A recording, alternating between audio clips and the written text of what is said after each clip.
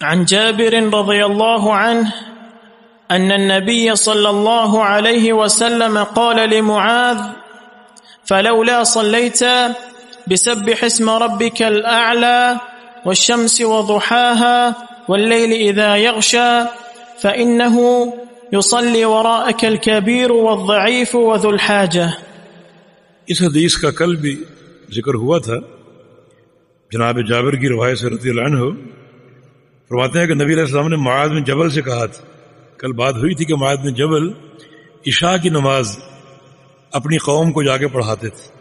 نبی علیہ السلام کے پیچھے پڑھ کے جاتے تھے اور اسی نماز کی امامت اپنی قوم میں کرتے تھے نفل کی نیت سے، اور قوم ان کے پیچھے فرض کی نیت سے پڑھتی تھی. جو کہ معاذ بہترین قاری قرآن تھے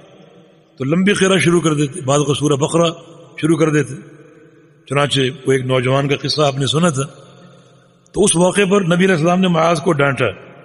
جب یہ آپ تک یہ شکایت پہنچی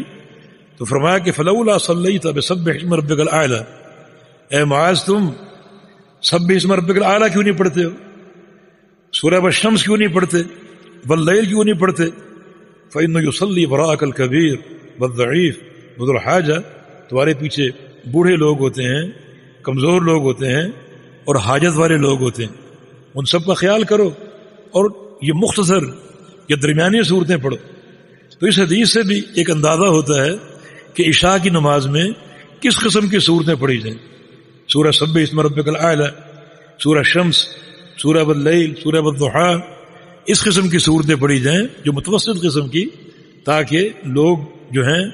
اپنی راحت جو ہے اس کو قائم رکھ سکیں اور زیادہ تھکاوٹ کا اور ملل کا اور اکتاہٹ کا شکار نہ ہوں. جی